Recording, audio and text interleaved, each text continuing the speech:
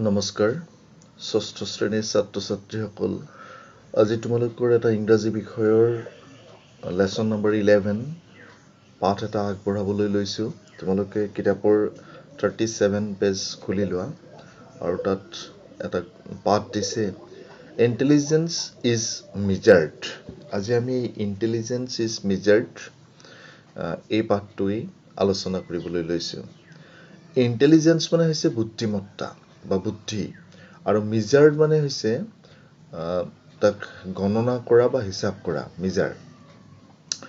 Measure শব্দটোৱে বিশেষ বেলেগ এককত বেলেগ ধৰণে তাৰ ভাৱটো প্ৰকাশ কৰে ওজন হলে ওজন জোখা দীঘ হলে দৈৰ্ঘ্য জোখা তো ইয়াত ইন্টেলিজেন্স ইজ মেজাৰ্ড তাৰ মানে কি যে বুদ্ধিমত্তা জোখা হল বা বুদ্ধি জোখা হল তো বুদ্ধিটো কি ধৰণে জোখা হয় কম বুদ্ধি বেছি বুদ্ধি কি ধৰণে তাক ভাবা হয় অৰ্থাৎ কৰ্মৰ যোগেদি বা কামৰ জৰিয়তেহে বুদ্ধিটো জোখা হয় বা বুদ্ধিমত্তাটো জোখা হয় গতিকে সেই কাৰণে যদি আমি ওজন জোখো তেতিয়াহলে ওজন জোখা দগা পাতৰজু দগা পাল্লা আছে বা ঠিক সেই ধৰণে দৈৰ্ঘ্য জুখিবলৈ আমাৰ স্কেল আছে বা মিটাৰৰ ফিটা আছে কিন্তু বুদ্ধিমত্তা জুখিবলৈ সেই ধৰণৰ কোনো যন্ত্ৰ বা যতন নাই আৰু সেই কাৰণে বুদ্ধিমত্তা কৰ্মৰ যোগেদিহে জোখা হয় গতিকে ইয়াত এই গল্পটোত এগৰাকী ব্যক্তিৰ যে বিচাৰ বিবেচনাৰে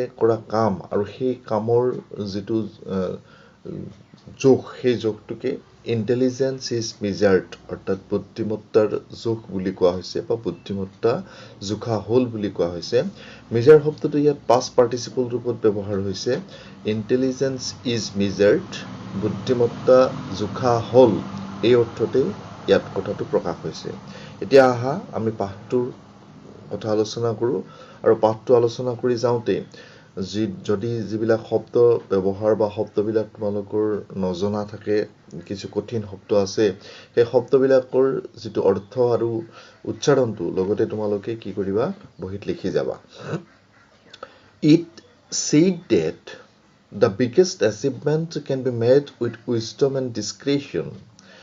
Here is the story of a boy who had amassed King Dhananand by his wisdom and discretion. Nearly 2,500 years ago, there was a powerful kingdom named Magadha in northern India. The king of the kingdom were called Nanda. At that time, the king of Nanda dynasty, Dhanananda, ruled the kingdom. His capital was Pataliputra, which is called Patna today. এই প্যাৰাগ্ৰাফটোৰ it said that এইটো কোৱা হয় যে the biggest achievement যিবোৰ ডাঙৰ achievement বা উন্নতি হৈছে can be made কৰা হৈছে with wisdom and discretion wisdom মানে হৈছে জ্ঞান বা বুদ্ধি আৰু discretion মানে হৈছে বিবেচনা বুদ্ধি আৰু বিবেচনাৰ জৰিয়তে যিবোৰ মহৎ কাৰ্য সম্পাদন কৰা হৈছে সেই কথাবোৰৰ কথা ইয়াত কোৱা হৈছে here is the story of a boy এই গল্পটো এটা তেনেকুৱা এজন লৰাৰে গল্প who had amassed শব্দটো past tenseত ব্যৱহাৰ হৈছে amass মানে হৈছে আচৰিত হোৱা যিয়ে আচৰিত কৰি তুলিছিল কিং ধনানন্দ ৰজাক আচৰিত কৰি তুলিছিল by his wisdom and discretion তেওঁৰ বিচাৰ আৰু বুদ্ধিৰ জৰিয়তে বা বুদ্ধি আৰু বিবেচনাৰ জৰিয়তে আচৰিত কৰি তুলিছিল Nearly 2,500 years ago, প্ৰায় 2,500 বছৰ আগতে there was a powerful kingdom.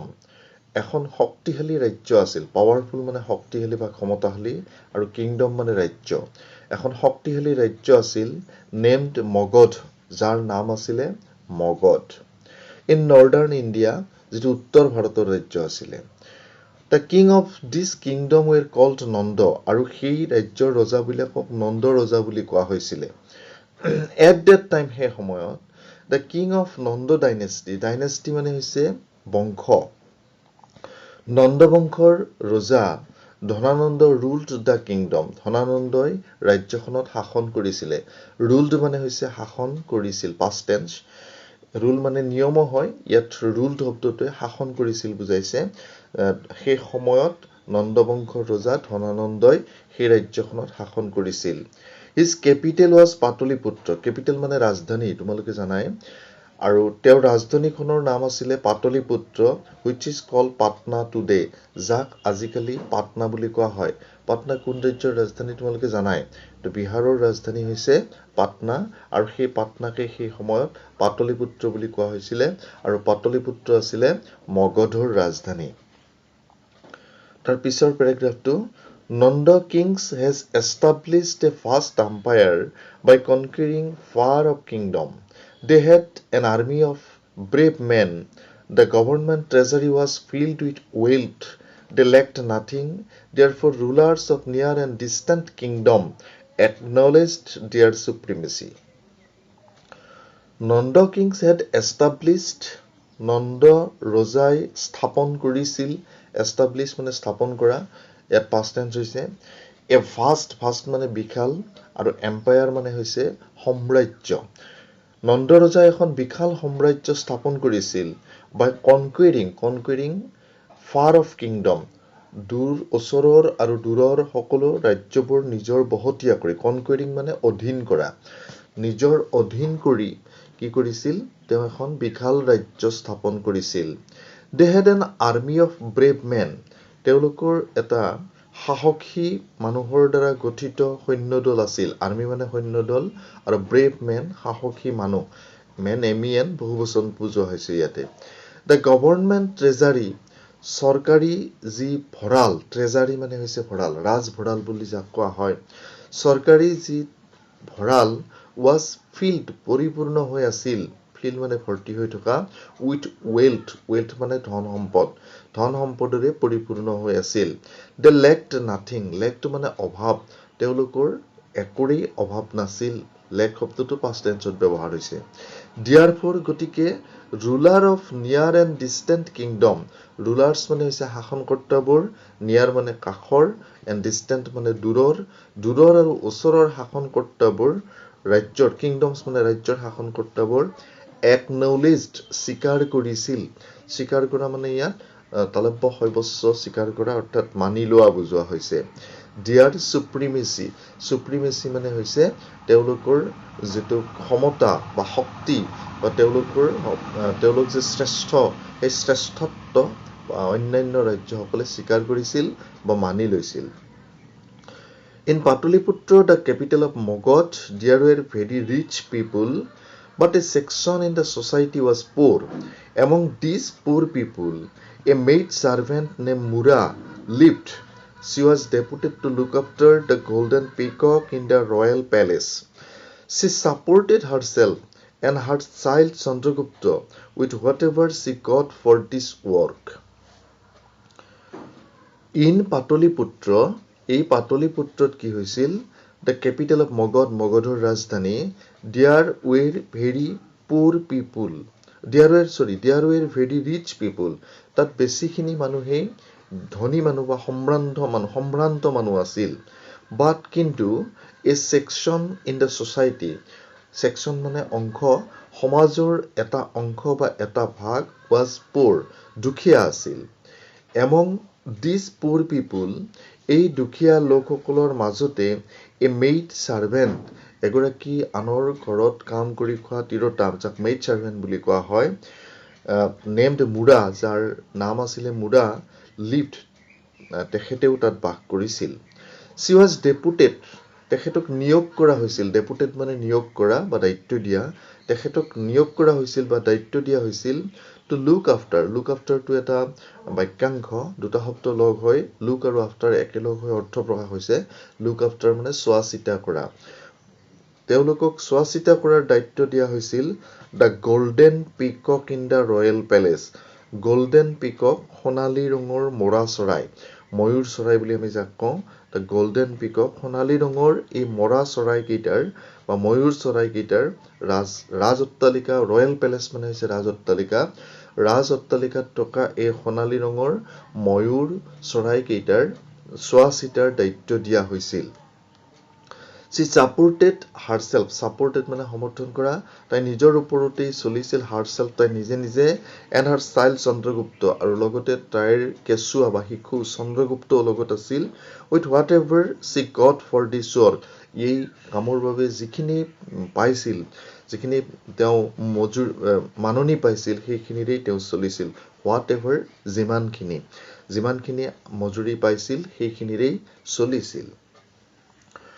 One day, Dhanananda became displeased with the father of Chandragupta and got him killed. Mura had to face many problems after the death of her husband, but she did not lose courage. She supported herself with the salary she received from the king. One day, এদিনাখন, Dhanananda became displeased. Dhanananda অসন্তোষিত হৈ পৰিল। Displeased মানে সন্তোষ হোৱা, আৰু ডিছপ্লিজ মানে হৈছে অসন্তোষ হোৱা বা বেয়া পোৱা বা খং কৰা। ৰজা ধনানন্দই খং কৰিলে বা ৰজা ধনানন্দই বেয়া পালে with the father of Chandragupta. চন্দ্ৰগুপ্তৰ দেউতাকৰ ওপৰত খং উঠিছিল, আৰু খং উঠি কি কৰিছিল, এণ্ড গট হিম কিল্ড, আৰু তেওঁৰ মৃত্যুদণ্ড দিছিল। সেই সময়ত ৰজাৰ যেতিয়া ৰাজতন্ত্ৰ আছিল, ৰজাৰ শাসন আছিল, তেতিয়া ৰজাৰ কথাই আইন আছিল। ৰজাই যদি কাৰোবাক মৃত্যুদণ্ড দিয়া বুলি ঘোষণা কৰে, তেতিয়াহ'লে তেওঁ নিশ্চিতভাৱে মৃত্যু আছিল। তেওঁ দোষী হওক বা নিৰ্দোষী হওক, সেইটো আৰু কোনেও বিচাৰ নকৰিছিল। ৰজাৰ কথাই আইন আছিল। গতিকে কি হৈছিল, চন্দ্ৰগুপ্তৰ দেউতাকক বেয়া পোৱাৰ লগে লগে কিবা কাৰণত হয়তো বেয়া পাইছিল, আৰু লগে লগে তেওঁৰ মৃত্যুদণ্ড দিছিল।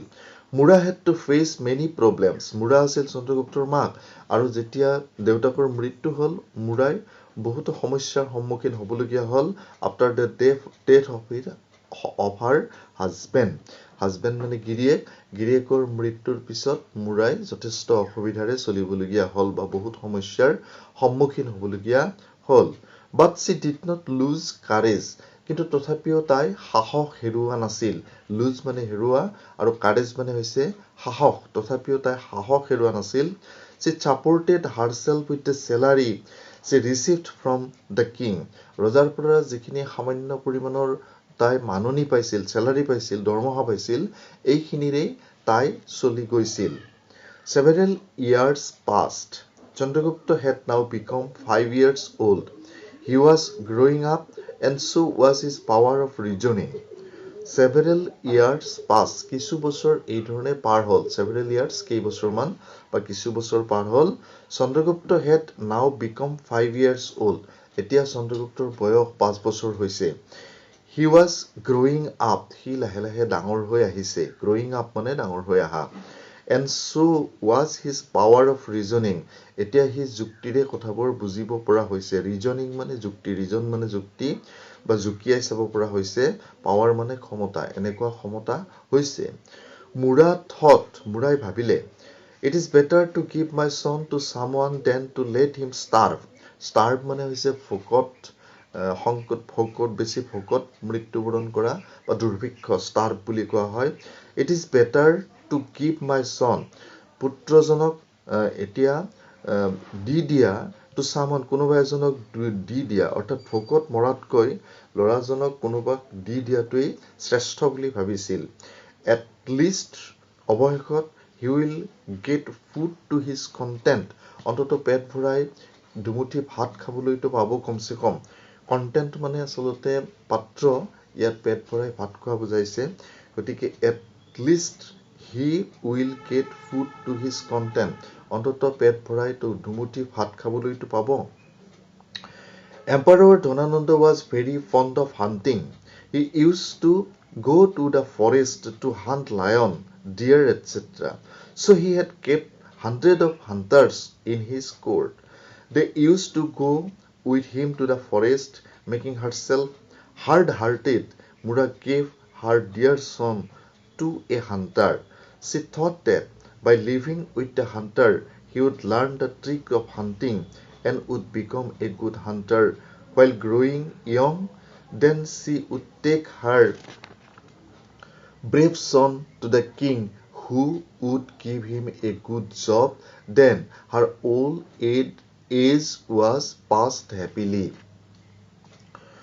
Emperor মানে শাসনকৰ্তা বা প্ৰশাসক Dhanananda was very fond of hunting মানে শিকাৰ তেওঁ শিকাৰ বৰ প্ৰিয় আছিল he used to go to the forest তেওঁ প্ৰায়ে হাবিলৈ গৈছিল to hunt lion deer etc সিংহ হৰিণা আদি শিকাৰ কৰিবলৈ তেওঁ প্ৰায়ে হাবিলৈ গৈছিল so he had kept 100 of hunters in his court আৰু সেইকাৰণে প্ৰায় 100 মান শিকাৰী তেওঁৰ লগত ৰাখিছিল তেওঁ ৰাজসভাত ৰাখিছিল কোৰ্ট মানে ৰাজসভা তেওঁ ৰাজসভাত কোৰ্টতেই তেওঁৰ ৰাজ অট্টালিকাতেই তেওঁ 100 মান শিকাৰী প্ৰায় ৰাখিছিল they used to go with him to the forest তেওঁলোকে নিয়মিতভাৱে তেওঁৰ ৰজাৰ লগত হাবিলৈ গৈছিল making herself hard hearted তাইৰ অন্তৰখন কঠোৰ কৰি লৈ hard hearted কঠোৰ অন্তৰখন কঠোৰ কৰি লৈ মুৰা gave her dear son মুৰাই তাইৰ মৰমৰ পুতেকজনক দি দিলে to a hunter এজন শিকাৰীৰ ওচৰত দি দিলে she thought তাই ভাবিলে that যে by living with the hunter সেই শিকাৰীজনৰ লগত বাস কৰি থাকি he would learn the tricks of hunting he শিকাৰৰ কৌশলবোৰ শিকিব tricks মানে কৌশলবোৰ শিকিব and would become a good hunter আৰু এটা ভাল শিকাৰী হৈ পৰিব while growing up যেতিয়া ডাঙৰ হ'ব then she would take her brave son to the king who would give him a good job তেতিয়া সাহসী পুতেকক ৰজাই এটা ভাল কাম দিব then her old age would pass happily আৰু তেতিয়া তাইৰ যি old age বা বুঢ়া কাল এই বৃদ্ধ কালটো খুব ভালদৰে পাৰ হ'ব the life of hunter is difficult তাই জানিছিল যে হান্টাৰ শিকাৰীৰ যিটো জীৱন এই জীৱনটো অত্যন্ত কষ্টকৰ আছিল ডিফিকাল্ট আছিল কঠিন আছিল their whole life passes in running after wild animals তেওঁলোকৰ গোটেই জীৱনটো বনৰীয়া জীৱ-জন্তুৰ পিছে পিছে দৌৰতেই পাৰ হৈ গৈছিল passes পাৰ হৈ যোৱা and facing মানে হৰবিদ্ধ কৰা আৰু তেওঁলোকক হৰবিদ্ধ কৰিছিল বা হত্যা কৰিছিল sometimes কেতিয়াবা they embrace death আনকি সিহঁতে মৃত্যুক সাৱটি ল'বলগীয়া হৈছিল embrace মানে সাৱটি লোৱা মৃত্যুক সাৱটি ল'বলগীয়া হৈছিল when some fierce animals attack them যদি কেতিয়াবা হিংস্ৰ জন্তু fierce animals মানে হিংস্ৰ জন্তুৱে তেওঁলোকক এটাক কৰে বা আক্ৰমণ কৰে তেতিয়া মৃত্যু পৰ্যন্ত সাৱটি ল'বলগীয়া হৈছিল now Chandragupta in such an atmosphere মানে পৰিৱেশ এতিয়া চন্দ্ৰগুপ্ত ঠিক তেনেকৈ এটা পৰিৱেশতে আছে began to go for hunting with the hunters শিকাৰীসকলৰ লগত এতিয়া শিকাৰলৈ যাবলৈ আৰম্ভ কৰিছে he learned very soon how to seize and hunt animals কি ধৰণে এটা জন্তুক শিকাৰ কৰিব লাগে বা বধ কৰিব লাগে he শিকি লৈছিল he learned the nature of wild animals আৰু লগতে বনৰীয়া জীৱ-জন্তুবিলাকৰ যিটো নেচাৰ বা প্ৰকৃতি সেই প্ৰকৃতিটো শিকি লৈছিল their behavior সিহঁতৰ ব্যৱহাৰ and their marks আৰু সিহঁতৰ যিবিলাক প্ৰকৃতিগত লক্ষণ marks মানে চিন বা লক্ষণ এই লক্ষণবোৰ সি ইতিমধ্যে শিকি লৈছিল আৰু এই ধৰণে চন্দ্ৰগুপ্তই এটা ভাল শিকাৰীলৈ পৰ্যবেক্ষিত হৈছিল By the time he reached the age of the 8 years, he himself began to hunt with bow and arrow. The rough environment of the forest made him courageous, patient, and strong. The roar of lion and the trampling of elephant could not frighten him now. Playing with the dead seemed to him an ordinary game. Chandragupta's master was very pleased with him because of his strength, fearlessness, and shooting ability. By the time সেই সময়ত he reached the age of 8 years, তাৰ বয়স মাত্ৰ 8 বছৰহে হৈছিল, he himself began to hunt with bow and arrow. সেই সময়তে ধনু আৰু শৰেৰে তেওঁ যুদ্ধ কৰিবলৈ আৰম্ভ কৰিছিল, শিকাৰ কৰিবলৈ আৰম্ভ কৰিছিল. The rough environment, rough মানে জটিল বা সহতা, এনে সহতা rough মানে ইয়াত জটিল বুজোৱা হৈছে. The rough environment, এই কঠিন পৰিৱেশত of the forest, হাবিৰ, made him courageous মানে সাহসী.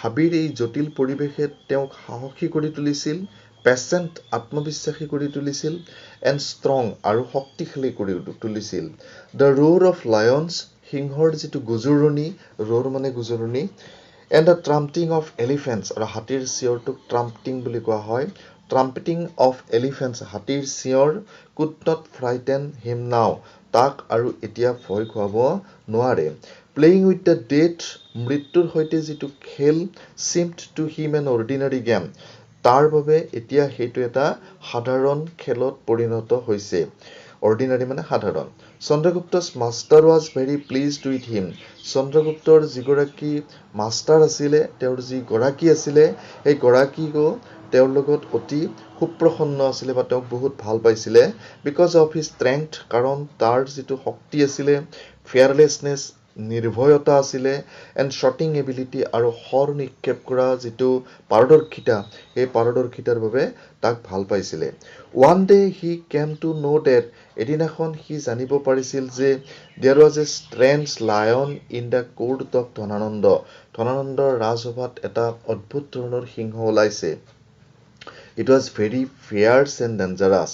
এইটো অতি ভয়ংকৰ আৰু বিপদজনক The king had kept it in a strong cage. ৰজাই এইটো এটা মজবুত গঁৰালত ভৰাই ৰাখিছে Chandragupta went to the court of the king to see আৰু চন্দ্ৰগুপ্তই ৰাজসভালৈ সেই সিংহটো চাবলৈ গৈছিল আৰু ইয়াৰ পিছত চন্দ্ৰগুপ্তই ৰাজসভালৈ গৈ সিংহটো কি কৰিলে কেনেকৈ সিংহটো নোহোৱা কৰিলে বধ কৰিলে এই সম্পৰ্কত আমি পিছৰ ভিডিঅ'টোত আলোচনা কৰিম